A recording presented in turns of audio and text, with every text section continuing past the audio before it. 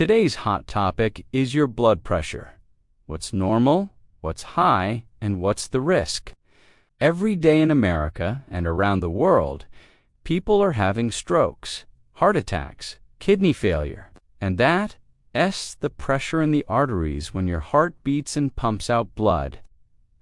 The bottom number is called your diastolic blood pressure, and that's the pressure in the arteries when your heart is at rest between beats.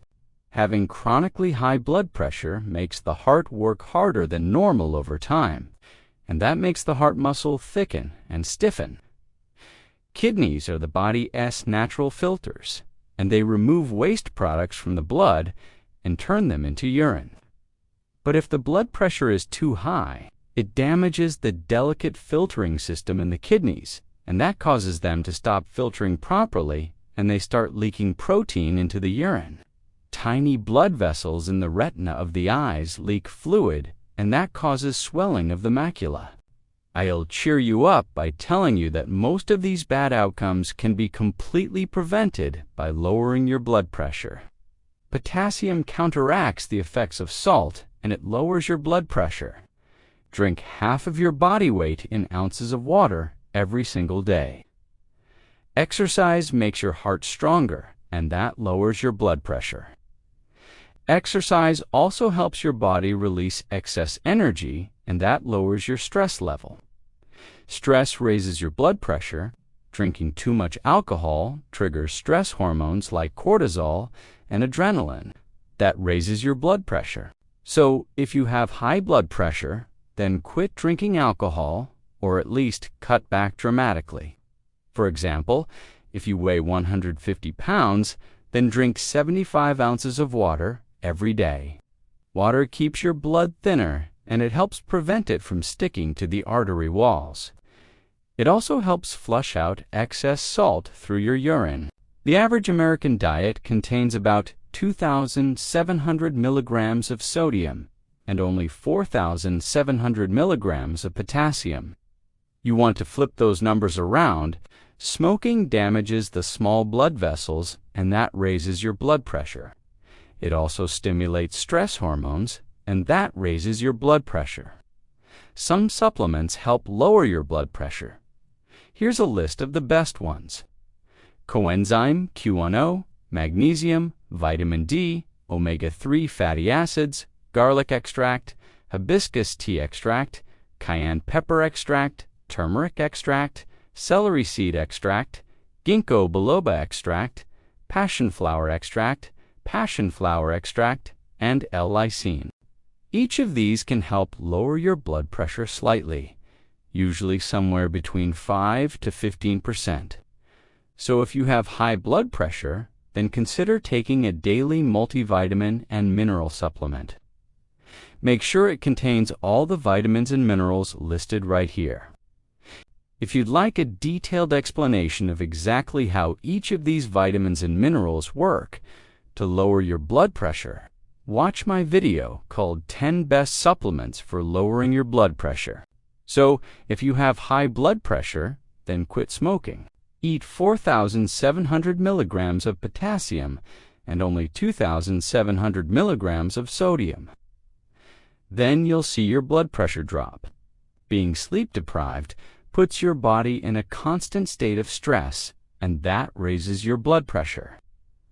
Most Americans are sleep deprived, and that contributes to their high blood pressure. So get at least 7 to 8 hours of good quality sleep each night. Here's a list of foods that are naturally high in potassium: potatoes, sweet potatoes, spinach, avocados, beans, beets, salmon, and coconut water. And you can do that by making some simple lifestyle changes. Number 1 is cut back on salt or sodium. Salt is the biggest trigger for high blood pressure. Too much salt increases the amount of fluid in your blood. More fluid means more pressure on artery walls. So if you have high blood pressure, it's time to cut back on the salt. But be careful, because you don't want to get too low on salt either. You need some salt in order to have normal electrical function of your heart. So just cut back a little bit, like maybe half a teaspoon per day. It's super easy to do if you just start reading labels and doing a little math. Every 1,000 milligrams of sodium raises your blood pressure a little bit. So if you're currently eating 2,000 milligrams of sodium per day and you cut that in half, then your blood pressure will go down a little bit too. The easiest way to cut your salt intake is to stop buying prepackaged foods like soups, cereals, snacks, and condiments. Those all have hidden salt in them. Cook at home with fresh ingredients and use a little salt to taste. The macula is the part of the retina responsible for sharp, clear vision. When the macula swells, it blurs your vision, and eventually that can lead to blindness. Eventually, they get so damaged that they can't filter your blood anymore, and you develop what is called end-stage renal disease or kidney failure. Once your kidneys fail, the only treatment option is dialysis or a kidney transplant. When the heart becomes thicker and stiffer, it can't fill up with blood as well, and that reduces how much blood the heart can pump out with each beat. As the heart weakens, you get weaker and more tired. Eventually, it can get so bad that the heart just can't pump enough blood to keep you alive. And that's called congestive heart failure. It used to be really common for doctors to detect heart failure by listening to a special sound that happens when a heart is failing. They call it a third heart sound, or S3 gallop. I haven't heard one of these in a long time. Medical treatments exist now that can significantly prolong the lives of people who have congestive heart failure. But nothing is better than never having had it in the first place. Readings from 130 to 139, or 140 over 80 to 89, are considered stage 1 hypertension. Readings of 140 over 90 and above are considered stage 2 hypertension, and that causes what's called a stroke. If the bleeding in the brain is slow and steady, it can cause what's called a cerebral hemorrhage. If the blood vessel ruptures and bleeds quickly, it causes a subarachnoid hemorrhage. Either way, the result is permanent damage to brain tissue, and that can cause all sorts of problems like paralysis, trouble speaking, loss of balance, seizures, coma, and even death. If your blood pressure is consistently over 140, over 100, that's considered severe hypertension. Now keep in mind that these numbers are just guidelines, and there may be some wiggle room depending on your individual circumstances. For instance, if you're younger than 60 and very healthy, then maybe a blood pressure of 130 over 80 isn't a big deal, and you can continue to monitor it and see if it goes higher. But if you're older than 60 or you have other health problems like diabetes, then maybe 120/80 is a better target blood pressure for you. You need to discuss this with your personal doctor because it depends on many factors like your age, general health, family history, and other medical problems that you might have. Both numbers together make up your blood pressure, and they're both important. Eye problems and even death because their blood pressure has been too high and they did UNT know it.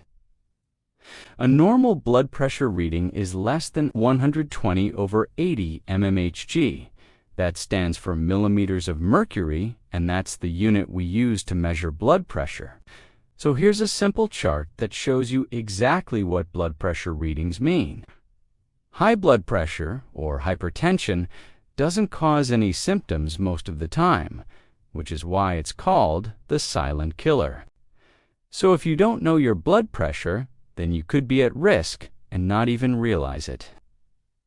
So today, we're going to talk about what is a normal blood pressure reading and what readings are considered high and what that means for your future health risks. Your blood pressure is represented by two numbers in what's called a blood pressure reading. The top number is called your systolic blood pressure. So let's start with what's considered a normal blood pressure reading. Blood pressure readings from 120 to 129 and less than 80 are considered elevated blood pressure. Here's a list of the risks associated with hypertension. High blood pressure also damages the kidneys over time. Hypertension also causes damage to the brain over time. And finally, high blood pressure causes damage to the eyes over time. Now, this is a little depressing, isn't it? Don't worry. Number 2 is eat more potassium. Number 3 is drink more water. Number 4 is exercise more. Number 5 is get more sleep. Sleep helps your body heal and repair itself. It allows your nervous system to relax. Number 6 is reduce your alcohol intake. Number 7 is quit smoking. Number 8 is take supplements. Remember, you have the power to heal your own body. If you're new here, then hit the subscribe button and click the bell icon to be notified about new videos each week. If you did, then please hit the thumbs up button and share this video with your friends. Well, thanks for watching. I hope you found this video helpful. I'll see you next time.